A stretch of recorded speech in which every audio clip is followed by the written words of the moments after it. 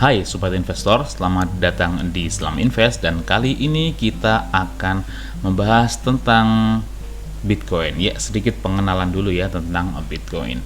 Ya, kali ini agak berbeda ya dari yang biasanya kita bahas. Biasanya kita bahas saham, tapi kali ini kita akan coba untuk membahas satu bentuk investasi yang lain, yaitu adalah Bitcoin. Ya, meskipun Bitcoin dan saham itu adalah hal yang berbeda, tapi intinya punya kesamaan, yaitu sama-sama bisa menjadi instrumen investasi. Dan saya juga selain investasi di saham, saya juga investasi di Bitcoin. Dan kali ini saya akan sharing kepada kalian semua tentang apa sih itu Bitcoin. Sebenarnya ada ya hal-hal yang perlu dibahas. Kayak Bitcoin itu tidak bisa dilepaskan dengan blockchain.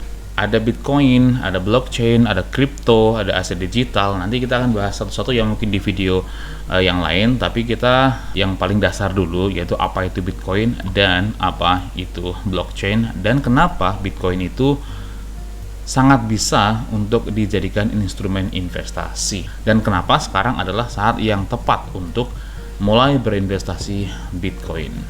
Ya, ini adalah request dari rekan ya, ada teman yang meminta untuk membahas tentang Bitcoin. Mari kita bahas sama-sama, semoga bisa menjadi tambahan wawasan bagi kita semua. Informasinya saya ambil dari websitenya punyanya Pintu ya, pintu.co.id. Bagi sobat yang penasaran, silakan saja buka websitenya. Saya juga tidak dibayar atau diafiliasi oleh Pintu, tapi saya adalah salah satu pengguna Pintu, karena menurut saya ini aplikasinya cukup user friendly dan tidak terlalu banyak hal-hal yang tidak penting ya, karena saya berinvestasi di Bitcoin ini untuk full investasi, bukan untuk trading. Jadi saya tidak memerlukan kayak instrumen untuk trading seperti kapan untuk beli, kapan untuk jual, ada grafik-grafiknya, ada moving average. Saya tidak perlu semua itu. Saya hanya ingin bisa membeli dan menjual Bitcoin dengan fee atau biaya transaksi yang murah, dan menurut saya Pintu itu sangat user friendly bahkan untuk pemula sekalipun. Kita mulai ya dari apa sih itu Bitcoin. Ya, mungkin banyak dari orang-orang yang di Indonesia itu masih asing dengan kata Bitcoin, dan bahkan sebagian juga banyak yang justru malah skeptis ya, menganggap bahwa Bitcoin itu kayak fraud, kayak judi dan sebagainya. Menurut saya itu sangat keliru ya, bahwa padahal Bitcoin itu adalah salah satu peluang bagi kita semua untuk bisa meningkatkan aset kita. Ya, kita lihat nih, sebelum kita bahas tentang Bitcoin, pengertiannya kita lihat dulu harga Bitcoin itu beda dengan saham. Kalau saham itu ada jam buka bursa sahamnya. Kalau di Indonesia, di IHSG itu, di Bursa Saham Indonesia buka dari jam 9 pagi sampai jam 4 sore kalau dulu. Kalau sekarang cuma sampai jam 3. Nah, kalau Bitcoin ini itu tidak ada tutupnya. Jadi buka 24/7. Jadi selalu diperdagangkan kapanpun ya. Nah, ini kita lihat dari 1 jam ya. 1 jam terakhir ini saya buka di jam 0:55, tepat jam 12 malam ya. Saya merekam video ini tanggal 11 Februari. Ini dalam 1 jam terakhir Bitcoin ini diperdagangkan di harga 642 juta rupiah per satu Bitcoin, atau naik 1,01% dalam 1 jam ya. Sedangkan dalam 24 jam terakhir turun sebanyak 1,85%. Dalam 1 minggu terakhir ini ternyata sudah naik cukup tinggi sobat investor, sampai 25,44% hanya dalam waktu 1 minggu. Sedangkan dalam 1 bulan sudah naik sebanyak 38,66%. Ya, itulah kenapa saya tertarik investasi di Bitcoin itu, karena itu kenaikannya itu bisa sangat tinggi ya, bisa sampai belasan puluhan persen hanya dalam waktu singkat. Tapi ingat, kalau peluang naiknya tinggi, peluang turunnya juga tinggi. Jadi pahami resiko ya, high risk high return. Itulah sebab itu saya investasi di Bitcoin juga mungkin sekitar 10-15% nilai aset saya. Kebanyakan saat saya investasi di saham, sekitar 10%-nya saya investasi di Bitcoin. Naik dalam 1 tahun terakhir sudah naik sebanyak 362,44%. Wow, naik 3,5 kali lipat dalam 1 tahun saja sobat investor. Luar biasa ya. Emang Bitcoin ini sangat prospek sekali untuk diinvestasikan. Tapi patut dijadikan catatan sobat investor bahwa ini pernah turun cukup dalam ya. Ini di tahun 2017 bulan Desember itu sempat mencapai angka 261 juta per Bitcoin, lalu turun sangat dalam sampai hanya 92 juta saja ya. Jadi sekitar lebih dari 50% tingkat penurunannya, dan terus turun sampai di titik terendahnya di sekitar 48 juta. Ini perhatikan sobat investor, di titik tertingginya itu sampai 261 juta di bulan Desember 2017, kemudian turun sampai titik terendahnya di 54 juta ya, sekitar itu di bulan Februari 2019. Ini jadi selama hampir 2 tahun ya, 2017 sampai 2019 itu turun, nggak pernah naik lagi. Kemudian barulah akhir 2020 ini kembali langsung melesat tinggi sampai sekarang diperdagangkan di angka 642 juta. Jadi sobat investor, jangan cuma tergiur oleh pesatnya kenaikan harga Bitcoin saja, tapi juga pahami resikonya bahwa Bitcoin ini juga bisa turun sangat drastis. Next kita bahas ya, apa sih Bitcoin itu? Nih, Bitcoin atau BTC disingkatnya adalah mata uang kripto pertama di dunia, diciptakan pada tahun 2009.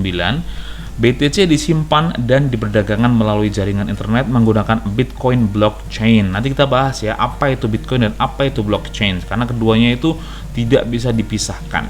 Blockchain adalah suatu buku besar digital yang terdistribusi.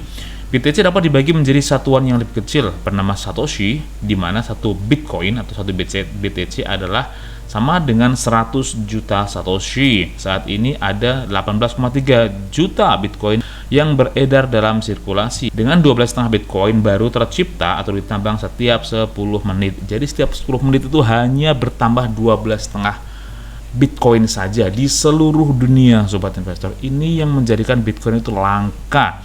Bahkan banyak yang menyebut bahwa Bitcoin itu adalah emas digital ya. Kenapa? Karena tidak ada yang bisa mencetak Bitcoin, tidak ada yang bisa menciptakan Bitcoin, tidak ada yang bisa membuat Bitcoin sebanyak-banyaknya. Semuanya dibuat berdasarkan sistem dan hanya 12,5 Bitcoin saja yang tercipta dalam setiap 10 menit. Itu sangat sedikit sobat investor. Itu yang menjadikan harga Bitcoin itu semakin naik seiring dengan meningkatnya permintaan. Pasokan Bitcoin atau pasokan jumlah Bitcoin dibatasi hingga 21 juta Bitcoin saja. Ini juga menjadi faktor kedua kenapa Bitcoin itu langka, yaitu nantinya Bitcoin setelah mencapai angka 21 juta Bitcoin itu tidak akan bertambah lagi. Jadi jumlah maksimalnya Bitcoin itu hanyalah 21 juta Bitcoin ini, dan sekarang yang sudah ditambang atau sudah beredar di pasaran itu sebesar 18,3 juta Bitcoin. Jadi sekitar 3 juta Bitcoin saja yang masih belum ditambang ya, sekitar itu. Dan setelah mencapai angka 21 juta, stop berhenti, jumlah Bitcoin tidak akan bertambah lagi. Dan tentunya hal itu akan menjadikan Bitcoin semakin langka dan harganya akan semakin naik ya.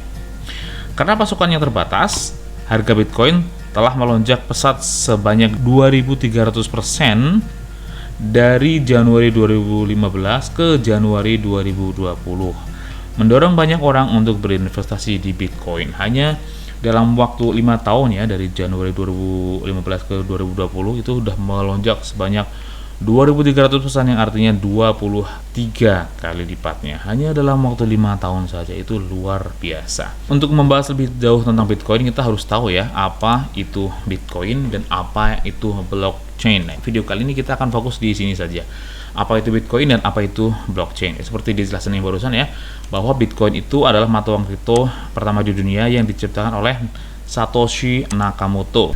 Bitcoin itu menggunakan teknologi blockchain. Jadi apa itu blockchain? Perkembangan dari blockchain.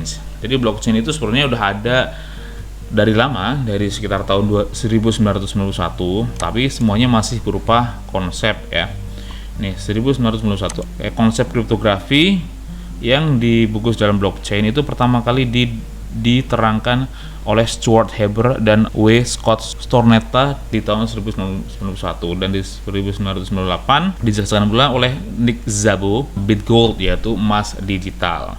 Di tahun 2000 ada updatean lagi, yaitu tentang teori kriptografi oleh Stefan Kons dan ide untuk melakukan implementasi terhadap kriptografi ini. Nah, ini baru di tahun 2008 inilah seseorang bernama Satoshi Nakamoto, ya, ini nama samaran, merilis white paper, yaitu semacam konsep yang menjelaskan tentang apa itu blockchain beserta cara kerjanya dan bukti kerjanya, yaitu yang menjadikan asal muasal dari Bitcoin ini.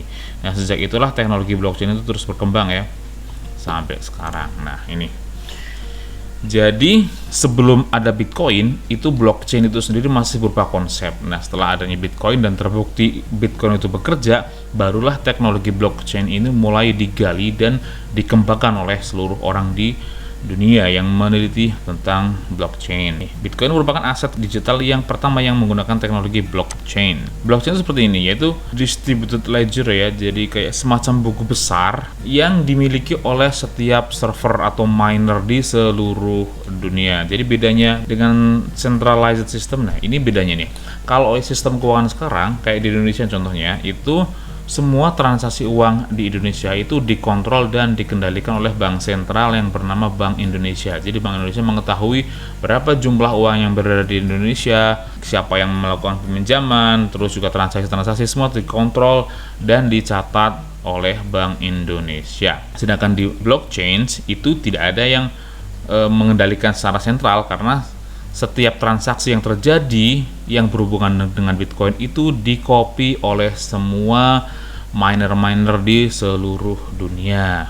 Jadi kita bisa bertransaksi ke seluruh dunia tanpa adanya perlu bank sebagai pengganti pihak ketiga yang terpusat seperti bank itu untuk memproses transaksi. Semua transaksi Bitcoin diproses dan diamankan oleh sekitar 10.000 lebih server atau node atau miner yang menjalankan program Bitcoin, ya.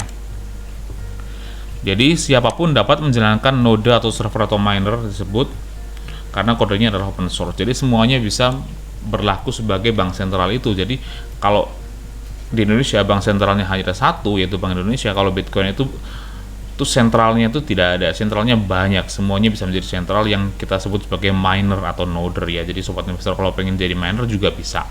Banyak dijual di toko-toko online yang menjual perangkat komputer untuk menjadi miner dari Bitcoin atau aset kripto yang lain. Nah, untuk sekarang, ya, nodes atau miner itu ada sekitar 10.662 nih yang tersebar di seluruh dunia. Ini petanya, peta persebarannya paling banyak di Eropa. Nah, ini di Amerika juga banyak titik persebarannya. Sebagian besar ini ada di Korea, Jepang. Ini Cina, ya, ini Cina, ini Korea, Jepang, dan ini ternyata di Singapura. Ini titiknya di Singapura cukup banyak, ya. Yang miner-minernya di Indonesia ada sedikit di sini di bagian Sumatera dan Jawa, dan sebagian besar lagi di Australia dan di Selandia Baru. Itulah titik-titik di mana lokasi-lokasi nodes atau miner itu berada. Jadi ini semua transaksi Bitcoin yang terjadi di seluruh dunia itu dikopi ke semua nodes ini, semua miner ini, ya. Jadi tidak ada yang bisa melakukan hack, karena jika ada orang ingin menghack sebuah transaksi Bitcoin, makanya dia harus menghack seluruh miner-miner yang jumlahnya sampai 10.662 ini, dan itu sangat banyak dan hampir mustahil. Sejauh ini belum pernah ada yang bisa, karena tidak mungkin sekali untuk menghack semua komputer di seluruh dunia seperti ini, ya. Nih, Bitcoin blockchain adalah buku besar yang terdesentralisasi yang menggantikan kebutuhan menjaga buku yang terpusat, yaitu bank, ya. Bitcoin blockchain mencatat setiap transaksi Bitcoin yang telah terjadi sejak kelahiran Bitcoin, yaitu di tanggal 4 Januari 2009 sampai sekarang. Buku besar ini sifatnya terdesentralisasi karena data atau blok transaksi tersimpan dalam 10.000 lebih blok Bitcoin server atau nodes di seluruh dunia. Jadi hampir mustahil untuk dihack. Setiap node Bitcoin bertindak secara independen satu sama lain, sehingga tidak ada server pusat yang menjadi titik lemah penyimpanan data. Faktanya semua node Bitcoin menyimpan riwayat transaksi Bitcoin yang sama dari 4 Januari 2009 hingga sekarang.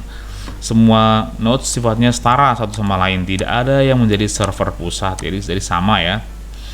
dan tidak ada izin yang diperlukan untuk memulai satu Bitcoin node. Siapapun dengan koneksi internet dapat menjadi node Bitcoin hanya dengan mengunduh penginstal open source dari bitcoin.org. Kita cek ya, kita buka. Nah, ini Bitcoin Core. Jadi kalau sobat investor pengen jadi miner, tinggal download ini dan jalankan saja. Tapi tentunya juga membutuhkan koneksi internet yang stabil dan juga listrik ya, karena untuk menjadi miner itu membutuhkan daya yang besar dan juga biasanya membutuhkan kartu grafis yang cukup bagus juga. Makanya pastikan kalian memiliki koneksi yang bagus, atau kalau untuk lebih stabil lagi bisa juga membeli program komputer yang udah dimodifikasi untuk miner yang banyak dijual di online. Yaitu intinya kita bisa menjadi miner dan menjadi salah satu pencatat ledger dari Bitcoin ini. Satu-satunya syarat adalah komputer atau server Anda harus punya kapasitas penyimpanan ruang yang cukup untuk menyimpan semua sejarah data Bitcoin. Saat ini sekitar 400 GB, jadi modalnya hanya komputer yang memorinya 400 GB. Ini menurut saya kecil ya.